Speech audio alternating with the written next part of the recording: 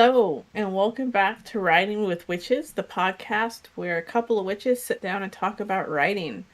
And this episode, we're not talking about writing per se, but we're talking about the research that goes into it. Before we get into that, my name is Leona Urbanski. I'm a debut author with my book coming out in April of this year, and my co host is. I am Nicole Autumn. I am the author of the Secret Society series, which just had its final book release not too long ago. We're all very happy about. I know. I'm so happy. It sounds terrible to say I'm happy it's over, but it's like it's that you are happy that you're done with that so you can move on to other projects because it was kind of looming for a while. Yeah, it has been looming over you for a minute. Yeah. I think I started writing it in November of 2023. November or October. So it's been a hot minute since that one is finished. It took a while. Yes. Unveiled definitely took its time getting out of you. Yeah, it did. But in other book news, now I get to dive into a whole bunch of different new manuscripts. So I'm excited.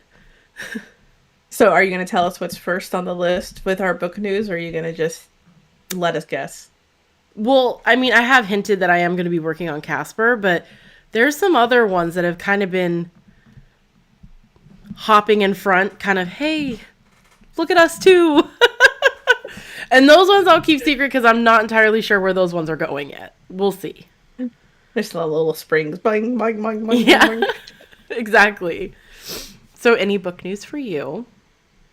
I am still working my way through Fae Touched, the first of the Silver Eyes trilogy. I got another chapter done with that today, and this is becoming a complicated political novel, and I'm not sure how I feel about that. Yeah.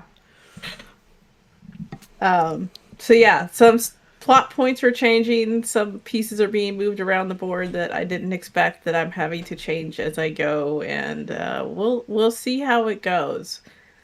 But me being me, I like to jump back and forth between projects. So I do have Fate Touched in its first revisions phase, but I also have three projects in first draft phase that I keep jumping back and forth between.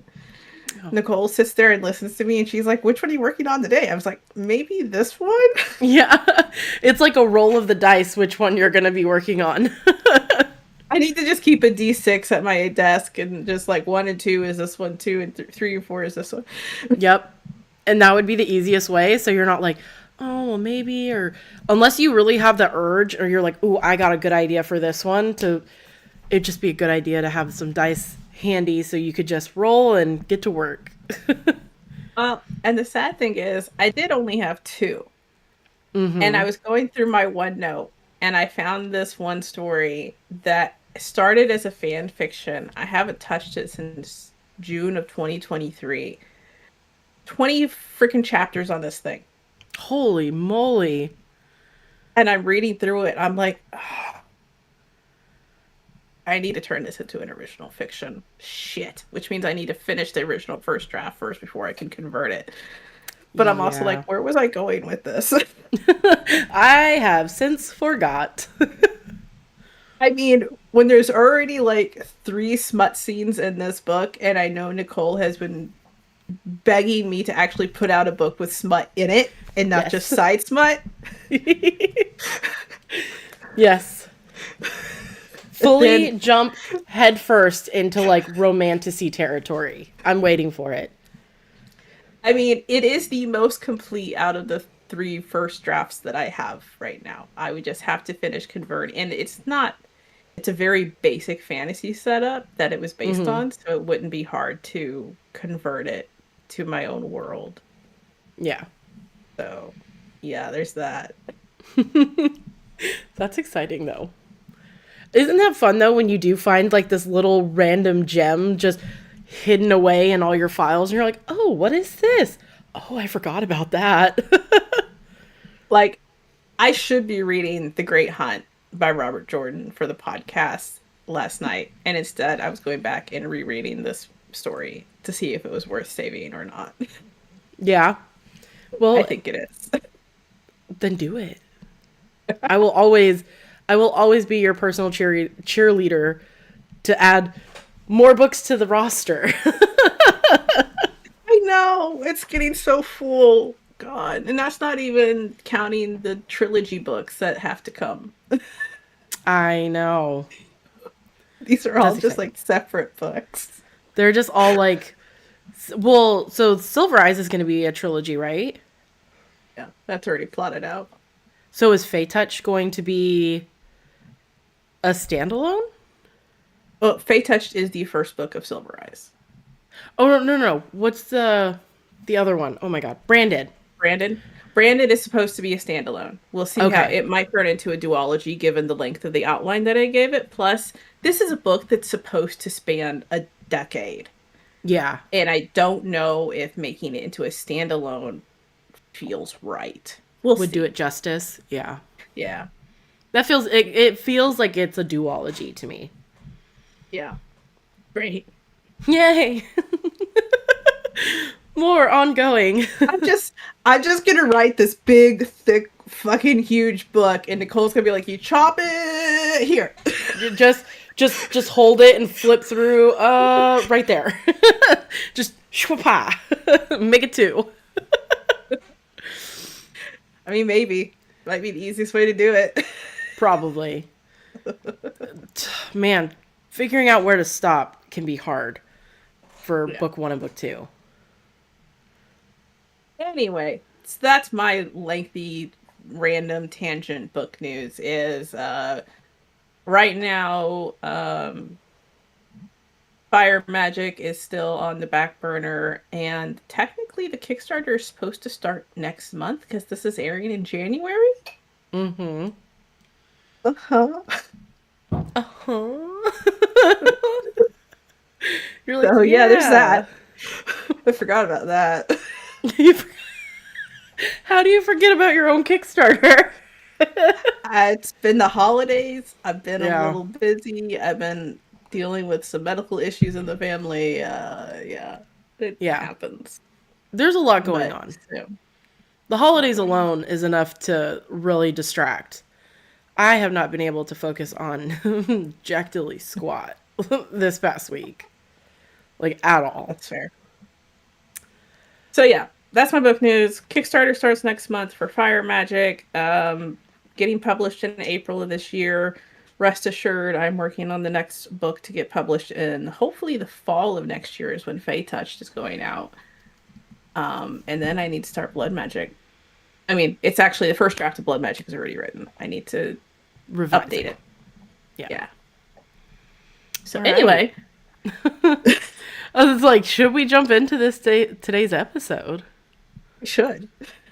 So, we have a lovely saying, do your research, which is what this episode is all about, is doing your research.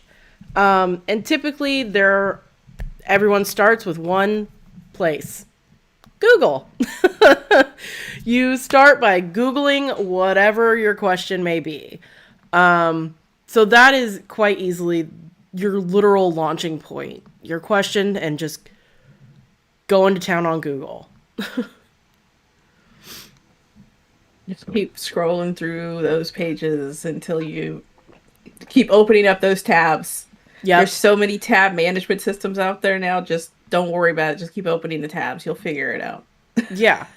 And with that, number one place most people go to, if it isn't, just random Google places, it's Wikipedia. Wikipedia does have a lot of information, and a lot of the times they do link sources down below, so it's easy to kind of direct your search into other areas, which is always helpful. I know Wikipedia for the longest time was always considered unreliable for as a source of information, but we're not doing academic papers here. So it's safe to say Wikipedia, it'll lead you in the correct direction. It gives you that launching pad. I'm not saying, pull your information directly from Wikipedia, but like you said, they now almost require sources to be listed at the bottom of the page. And if they don't have a source, they usually require you to say so. So, again, take it with a grain of salt, but it should give you that launching pad on whether you can confirm if that information is correct or. Yeah. So those are quite just first steps. Do your Google search, look through Wikipedia, find some, resources. But a lot of those resources will lead you down some crazy deep dives. You can look at scholarly articles depending on what you're writing about. I know for me, this comes into play if I'm looking into how do you phrase this?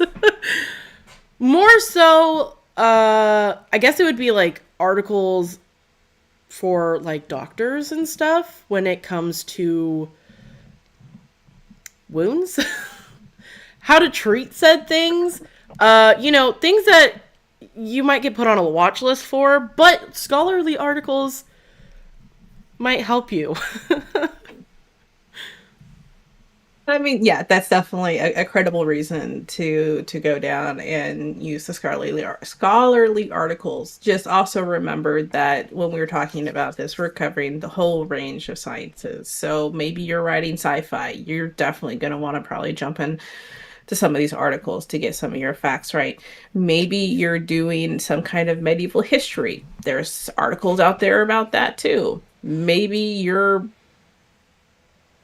doing some kind of sports story and you're looking up how something evolved or some statistic, there's probably an article about it out there as well. So, yes, they are long. Yes, they can be very boring, but it is definitely a good place to get an idea.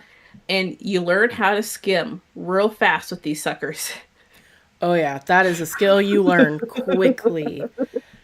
That control find is your best friend in that situation. But also with doing scholarly articles, going to your library, I know sometimes they have like newspapers at art like oh whatchamacallit. They have like archives of like newspapers and all that stuff. Which, if you're writing something that is based in our world or a certain time period, you can go to the library and look up newspaper articles from that time period or on these events and hear what people were saying, as well as just resource sections in your library is a great place to start depending on what you're looking into, especially if you're, you know, I don't tend to do full books because I feel like I get overwhelmed in that situation, so I am 100% an internet like deep diver. But I know you like to do like hard copy books of your research. Yeah, one of the things that I think I've mentioned before is I read 5 to 7 autobiographies of military snipers from various wars, various sides of the wars, various perspectives, and because in this case, what I was looking for was the emotional impact on a person versus a factual perspective. And to me, I couldn't get that emotional impact just by skimming articles and doing internet. I needed to actually read their stories to see. And that is one reason I went with the full books on that, is because that's really the best way for me to have gotten that kind of knowledge without being not a good person, which we won't Yeah. talk about. Yeah. Yes.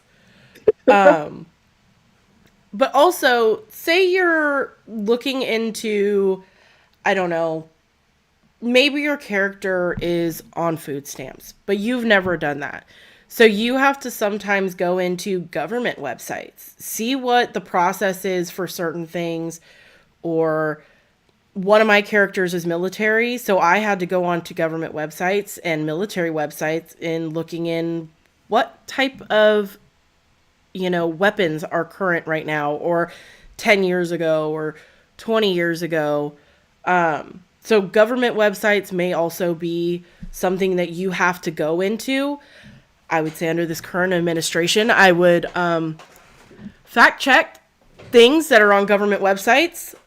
Before it was considered a reliable source of information. Again, now I would, like I said, fact check. Um, And this is why I love hard copy.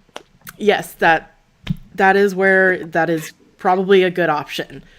But also organization websites. So your .orgs that are, and this can be a whole host of things.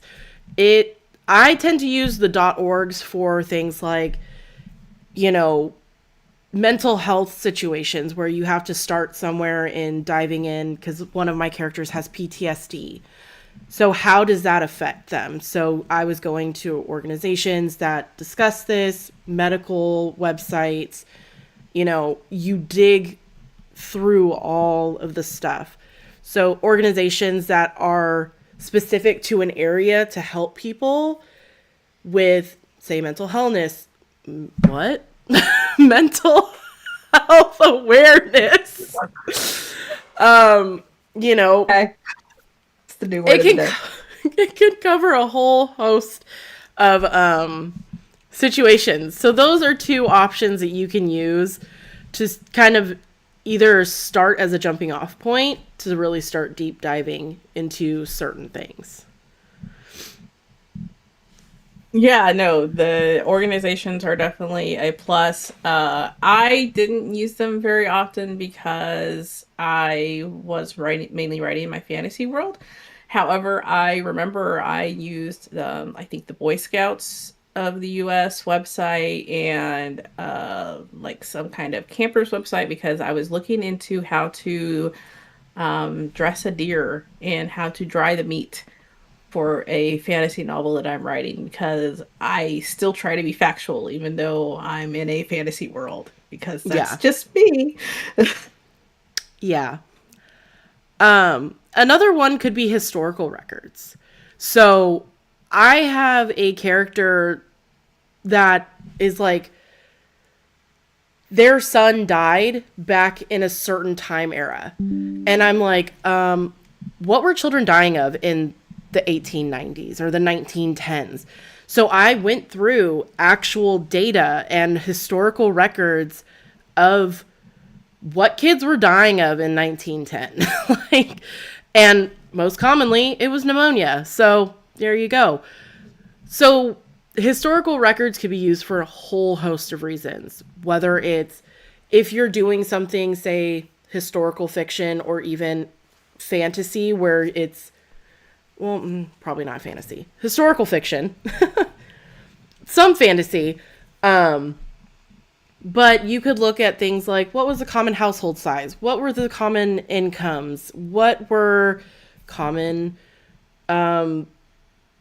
what is it called? Careers or occupations, or how people died most commonly in certain areas or time periods.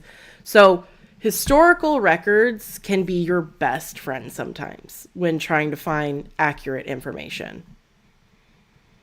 Just to put another spin on what you think you won't need for a fantasy novel, but you never know you might need, I was literally looking up the timeline of when what level of firearms were in existence before internal combustion engines came about because that's where I was Oh, trying to yeah. set the industrial period of my world that I'm making right now. So even in That's true. fantasy novels, you look up the wildest shit to make Yeah. it work. And like another novel, for someone that doesn't like firearms, I have two stories that have them heavily involved now. I was looking up the first kinds of sniper rifles and how common they were and how accurate they were. Like what distance could they be trusted for? What size of ammunition? Yeah, even in fantasy novels, Historical records are a gem. Yeah. I mean, even for a vampire novel that I had started, I literally went back through historical records to see what the common names were in a certain area of Italy, just to be sure. Because I'm like, I can't have some everyday common name today that may not have even existed back then. So, or some iteration of it, but wasn't common then. So, especially if you are doing something like medieval times or, going back and looking at stuff. And like you said, you were looking up weapons. I didn't even think of that. I'm very tired today. But yeah, like medieval weaponry or torture, that has come up a lot. Medieval torture is heavily used in fantasy. You're like, mm. So historical records are amazing if you can find what you're really looking for. They're like gems. It's wonderful. I mean, I'm just saying, when Brenna finally gets a hold of the person that kidnapped her daughter, I'm just saying. Yeah, yeah, and you'd be surprised. I have found there's this. It's so funny. There's this lady that rates potlucks and what people bring, and I have learned a lot of medieval torture forms I've never heard before. I'm like, what the fuck is the pear of anguish? What is that? And I've had to go and look it up. I'm like, oh god, that sounds awful. Now, everyone go look it up because we're No, not going to say what it is on this podcast. no. But there's a lot. So you'd be surprised where you can learn information from. Um, Another one would be firsthand accounts. So if you can get your hand, and this kind of does tie into autobiographies, but if you can get your hands on firsthand accounts, say you are writing something, you know, of a certain time period and someone has written down what it was like. A good example is Titanic. There are firsthand accounts of people that have given interviews or they've found diaries or whatever the case may be. Those firsthand accounts and reading that and putting your characters in similar situations is going to just make your writing that much more believable and credible, in my opinion, which I know we're talking fiction here, but I mean, I have read some people pulling some wild stuff out of their butts, and I'm just like, what is that? You know? So, those firsthand accounts and anecdotes of things that have happened that people have lived through can be priceless when you're writing about any situation that your character may go through that is similar to theirs. And I mean, yeah, especially if you're writing historical fiction. And, it's not even historical, it's contemporary fiction. Because, I mean, at this point, 9/11, we're getting the firsthand accounts from people. We're getting all of that stuff written down now. And you're getting these first accounts, not just from the people that were on site, but like the people that were watching it on TV or that were on the Yeah. phone with people or that were further away in the city. And I was going somewhere with this. I'm just saying it's not just for historical fiction. If you're writing Yeah. contemporary fiction and you have a person that has lived through that time period and they were in public school, they probably were impacted by this. So that's just something to consider depending on what you're doing with that fiction Yeah. and looking at your timeline so you know, hey, what events did happen during that person's lifetime. Yeah. Yeah. Millennial talking. I hate it. It was not a fun time for any of us. No. Worst of all for them, but for anybody. Yeah. And if there is a museum on it, go to it. They will have a host of knowledge on all kinds of stuff. And I mean, museums can be super niche. You could be writing about a freaking train. There's train museums everywhere. It could be your weapons, I mean, there's witchcraft museums, there's spy museums, there's a host of museums for everything everywhere. So if you think that you may have one in your area, take advantage of it. Especially most,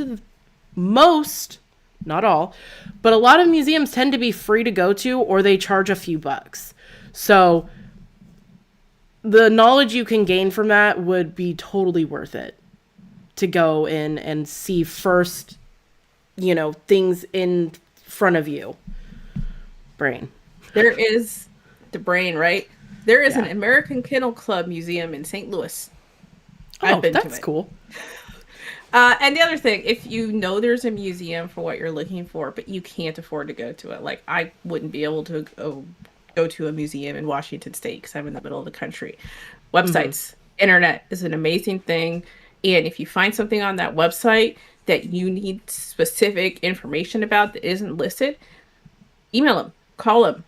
You never know. They might have the time and the inclination to give you that information that explain, hey, you're doing research on this particular thing. Is there any other sources that you could look up? It's amazing what museums can and will do, especially like you said, those real niche ones that probably don't have a lot of people coming in during the day. Yeah. Or they could reference you to professors, people that have done their doctorates and this kind of thing, thesis papers, Mm-hmm. uh, journals. Museums are kind of another launching point, Yeah. really and truly. Yeah. And that kind of rolls into our next point is asking experts. If there is something that is very specific that you want an answer for that you can't find, you may need to just message an expert. You may get a response, you may not, and that's fine. But I think we've touched on this before. There are people that if they get to talk about the thing that they have literally spent their life learning about, and someone just says, hey, I've gone through all of these places and I can't seem to find the answer, but I found your name and I'm hoping you know what the answer to this question is, I am sure they would be more than willing to just shoot you an email, whether that is with just some resources to look up or just answering your question. These people have spent their literal life researching these topics. So if they get someone that wants to actually listen to them, they're probably going to talk to you about it, even if it is just a simple email. And also, definitely reach out to those experts that you find online and such, but also reach out to your own social network. You never know what interests people may have until you bring it up and you're like, hey, I'm doing research on this specific thing. And someone could be like, oh, hey, I know this person that studied this specific thing. Here's their, I'll see if they'll reach out to you. Or you could have the family member that you know is an expert on a specific thing that eventually tells you you ask weird questions and doesn't answer anymore. I'm assuming this happened to you. Yes. Yes, You it asked a is. question. Um, That's so funny. take advantage of it while you can, I guess, is the lesson there. Until you can Yeah. find someone else that you can go ask weird questions and they're like, oh hey, yeah, I'll answer that. Oh here's someone else that can. Yeah, I found that person now. I'm sure they're gonna regret it someday, but it's it's amazing what people will research and be interested in. And maybe they did a research paper on it back in college and they can direct you to some of the sources that they already had. So part of that first layer is of digging is already done for you. They can be like, hey, here's my research paper for it. And read the research paper if you feel like being nice, but you could also just flip to the sources page and see what Yeah. sources they used. Yeah. So Yeah. I've definitely reached out to someone and completely got ghosted on questions before. And I'm like, okay. So that'll happen too. But yeah, experts, like you said, the amount of people that you have told me, oh yeah, I know a friend that knows about this, or I have a friend that does it. I'm like, golly, you got an expansive network of people that know a lot of shit. it's amazing how the social network, especially in today's day and age with the internet, like I have friends all over the world that I can ask particular things of for like if I'm looking for I have a friend in Australia. If I'm looking for a specific thing about Australia, I have someone to go to. She sends me snacks every year. I love it. Anyway, Oh, that's awesome. That's awesome. so yeah, you never know I'm not saying go throw yourself into an anonymous chat room to get information. Please don't do that. Go find credible sources and people to talk to. But it is amazing the networks that people have in this day and age and Yeah. how they might be able to help you. Yeah. It mind-boggling. But you can take a lot of deep dives and find a lot of information in a lot of different places. And as an author, take advantage of it, right? Especially if you are writing these in-depth, super crazy plot points that have niche topics. Get that info, you know? Have the conspiracy theory board up. Yes. Yes, 100%. So that would bring us to our witchy tip, unless you thought of any place else's to do some deep dives. No, I think we've plunged all of those sources there. Yeah.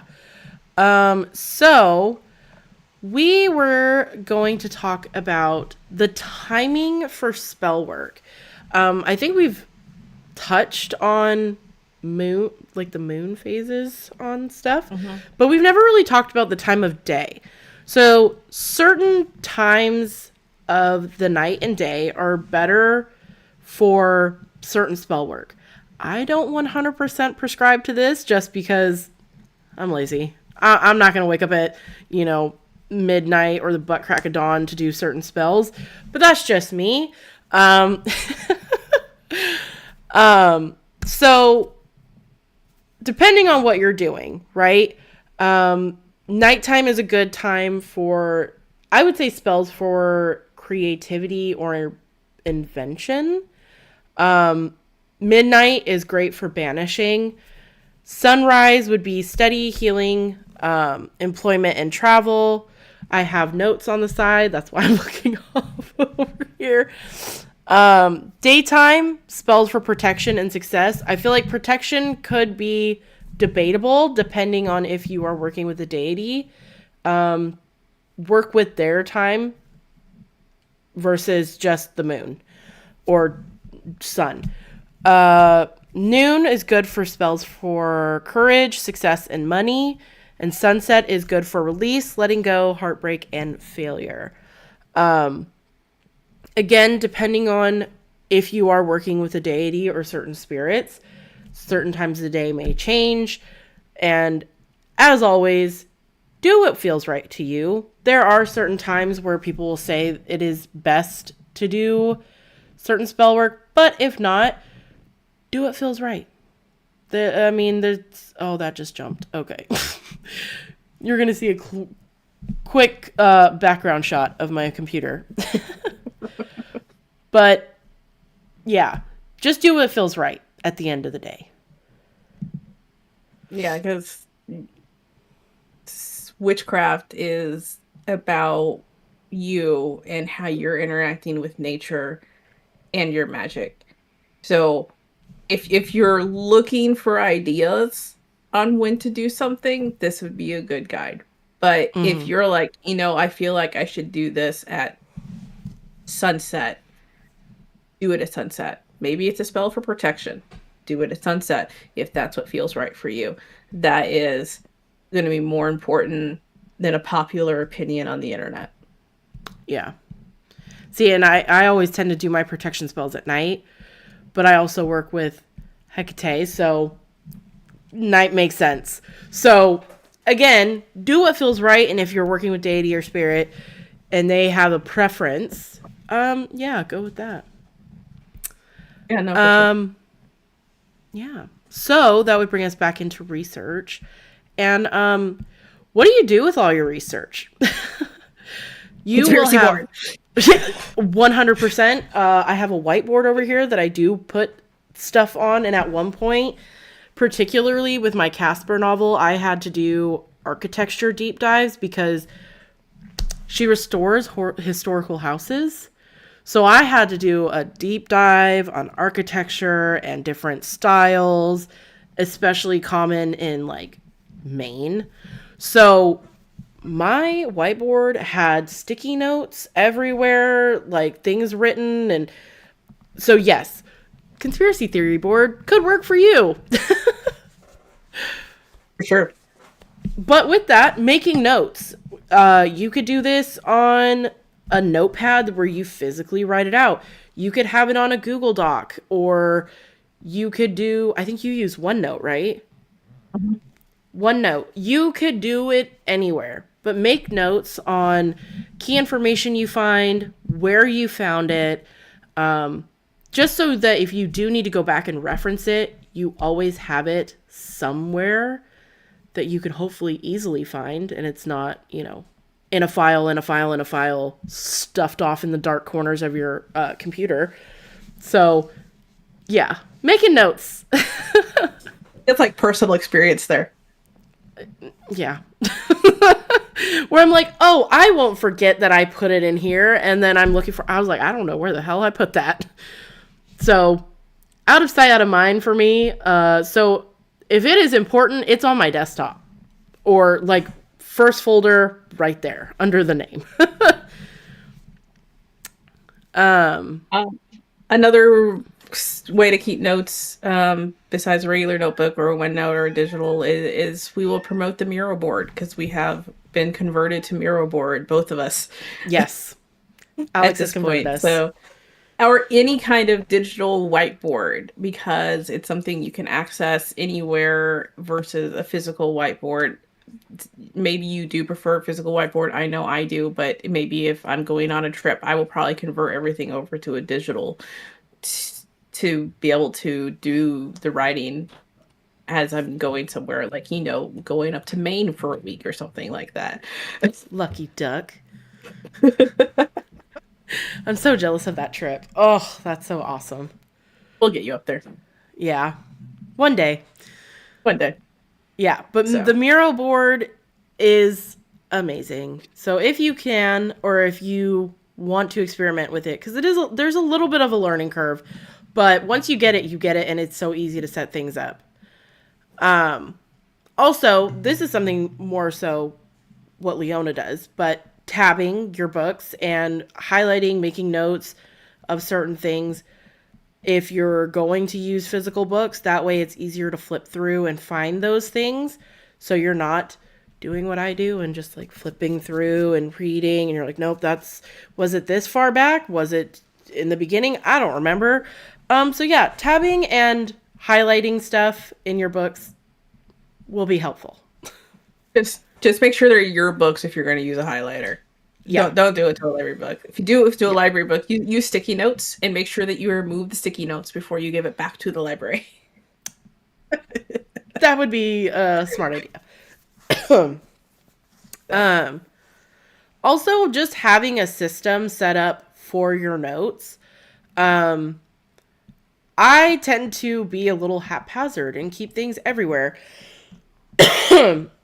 With my novel that I'm going to be working on next, I have been using a Miro board because it is an easy way for me to have the picture inspiration and the plotting with virtual sticky notes. I can have a timeline because I am working with multiple timelines yet again, coming together at once. So having those things all laid out in one spot where I can just easily manipulate it works great because when I wrote the Secret Society series, I was flying off the seat of my pants and I didn't plan squat. So I have no notes on anything. So have a system. Don't be like me. Or, be like you and learn why you need a system. Yeah. Learn the hard way if you Learn the hard must. way. If that's what you got to do. Some people got to hit the floor before they learn to take a step. So, just saying. Yeah. That is true. So, yeah, but you can have it's whatever system works for you. If you need ideas for a system, Pinterest has definitely great ideas for organization systems. You're gonna find, like, I know bullet journals are technically for journaling, but it is a system that is set up for organization. So Yeah. you could put it to your own use in that way. Um, if you are dealing with multiple timelines, maybe you'll get a blank planner You can use the calendar for what you need to do, especially if you're going down to like specific dates and weeks like you did with Larkaroth. I remember reading, they were only gone from Earth for a week, but they were in Larkaroth for a month. Yeah. So maybe a planner of detailing everything would have been helpful for you at that point. I mean, you did fine with it. I'm just saying it might have been helpful. It would Um, have been, because at one point I was like, oh my God, I don't know how much time has passed. I was sitting there like doing the math and trying to figure things out. And I'm like, is this lining up? So if I would have used a planner, that's actually a really good idea. Or just printing off a just a single month undated calendar would have been a good idea. But yeah, that would have come in handy. this is the block of time that Amy was in the hospital. This is when the battle took place. Yep. Yep. And for someone that uses a planner consistently, that would make a lot of sense. But for whatever reason, my brain didn't come up with it. It was like, we're just going to figure this out as we go, I guess. Sure. So yeah, it's, take what systems are already in place. And I know people give a lot of shit to the corporate environment. I'm not saying that it's not deserved, but those systems are being used for a reason. So maybe look into that. Maybe look into whether this kind of table would work for you, or you need to find a way to organize all of this data that you've gotten. And it's not going on a handy dandy timeline for you. So it's just think outside the box. Yeah. Just because a system wasn't originally meant for that purpose doesn't mean it can't be reutilized for that purpose. Yeah. That makes sense. If it works, it works. Use it, And when it comes to the end of everything you've wrote, you can put acknowledgments in. It's not necessarily required. But if you did use a resource heavily, it is nice to give a little nod of like, hey, I got a lot of information from this website or this person or this book. It's just courteous, I guess you could say, to just give them that little nod that you use their stuff as a resource. And it's also courteous to your readers because maybe they're like, hey, that was a really interesting fact. I wonder where I can find out more about that. Putting that in there. I know Annalee Huber's The Sisters of Fortune book, which was the retelling of the Titanic. She lists a lot of the resources, and a lot of them were weird, out of the way resources that you wouldn't originally think to look for the Titanic. I mean, yeah, there was the standard ones that she see a lot of other people use, but there was also some that were off out of the way that you're like, oh, hey, that sounds interesting too. And I just added another book to my TBR list. Yay. Um, Forever growing, yes. forever growing.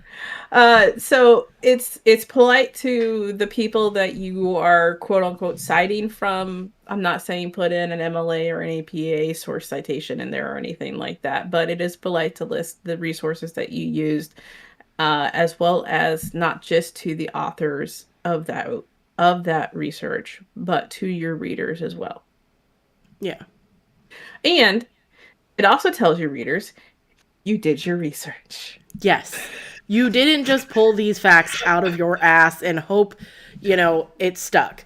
So, but yeah. And again, it lends you that credibility as an author that you did do your research and you did go through the time and effort to find this information. So it was as accurate as you could possibly make it for your readers to enjoy. Mm-hmm. It can only do you good in the end, unless someone's a real dill hole and wants to, sue you over some stupid shit. Which hopefully they wouldn't. I would But hope not. I don't. I hope not.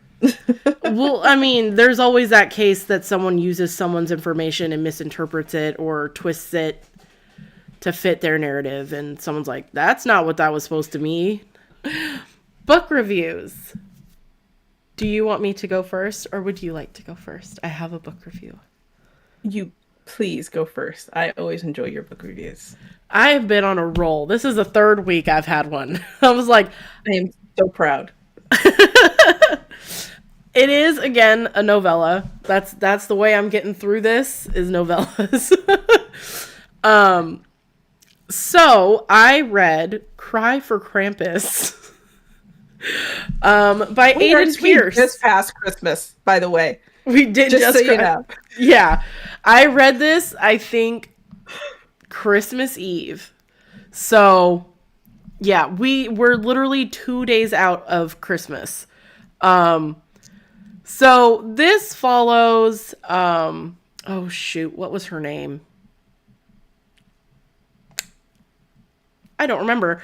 Um, The main character. the main character, the female main character, she is in an abusive relationship with her fiance. Domestic violence. So, trigger warning if you cannot read about domestic violence, probably don't read this one. But she basically has her tree guy come in and bring in Christmas trees to her flower shop. And she has some trees sitting out front. Her fiance sees this, gets outraged. She gets home. He tries to beat the shit out of her. And eventually she's like, you know what? I'm sick of this shit.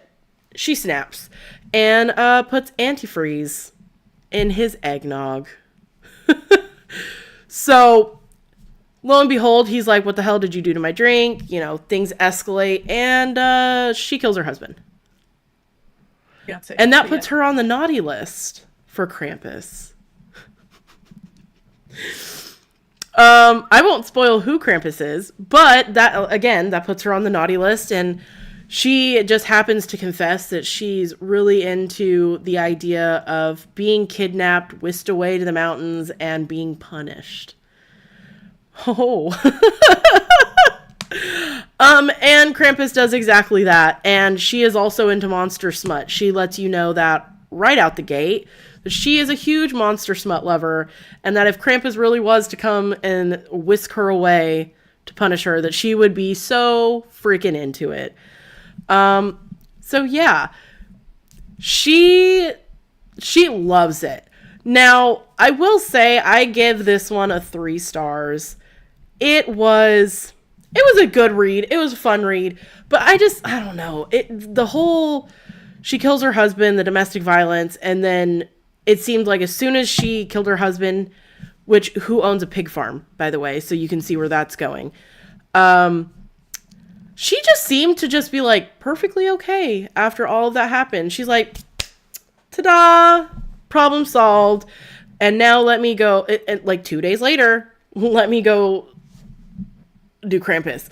It just felt a little, the topic was just so dark, and then all of a sudden it was just like monster fucking. It felt a little off for me.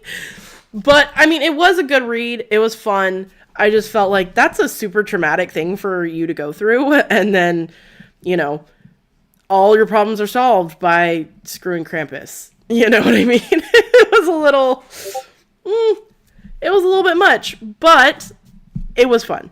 I did enjoy it. It wasn't terrible. Um, it's kind of like finding your boss of 7 years dead at his desk and then going off to have a fuck with the local tree farm dude. That is exactly what it felt like. You're like, this is super traumatic what just happened. Like, and the thing is it wasn't just like he died from antifreeze. No. It went past that. So it was very brutal. And I'm like, ma'am, are you okay? I don't think you're okay. This just doesn't feel right. And I mean, she tries to tie up the loose ends for you, like what happens to the pig farm, what happens with the cops. She ties it up, but it's just like the female main character was just like, okay, perfect, this is great, I'm moving on. Which, I mean, I get it, but when you've spent that long with someone, they were high school sweethearts, you know what I mean? I was like, I don't know. That one sat a little weird with me, but I had to sit here and I'm like, okay, it's a freaking novella. It's supposed to be monster smut. Let's not get too serious about it. But it just felt a little underhanded with its dealings of that type of freaking extensive ass trauma. And I was just like, okay. But yeah. Cry for Krampus by Pierce. What was the last name? Aiden Pierce. Good times. Good times indeed. Pig farm and all. Pig farm and all.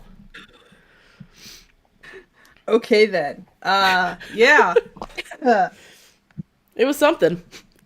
feel like I wasn't the one with the dark review for some reason this time or something. Yeah. Yeah. Okay.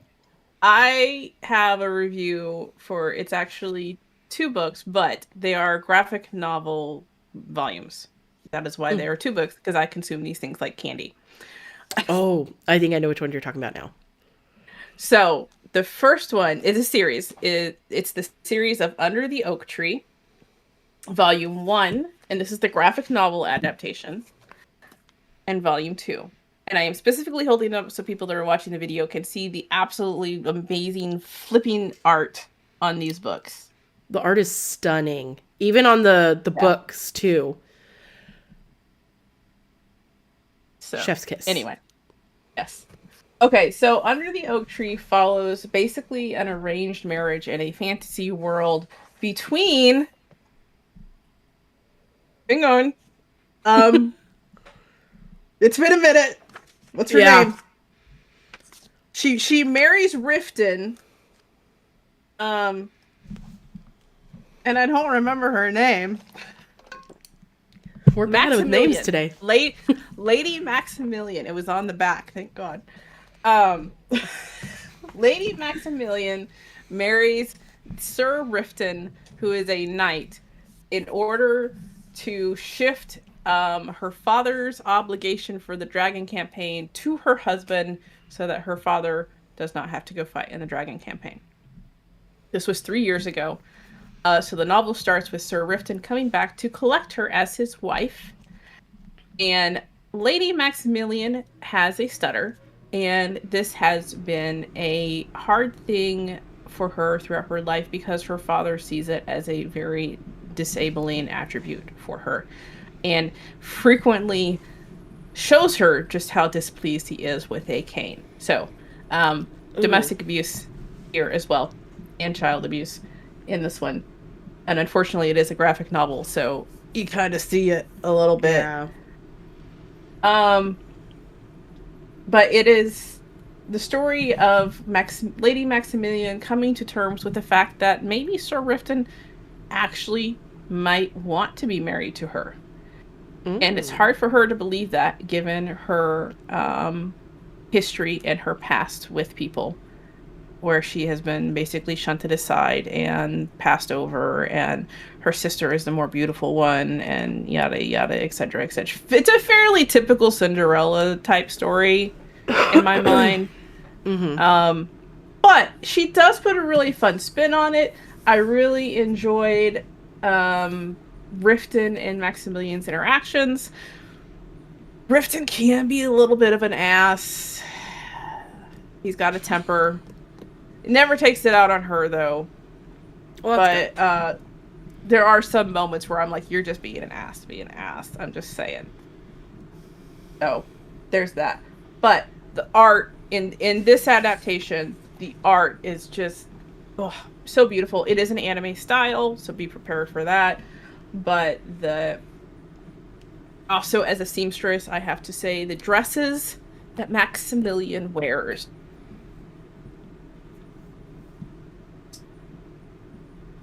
Did I freeze? You did. Okay. How much did you lose? All I heard was the dresses that Maximilian wears, and then it cut out. Okay. Dresses that Maximilian wears are absolutely beautiful and well done, and I love them dearly.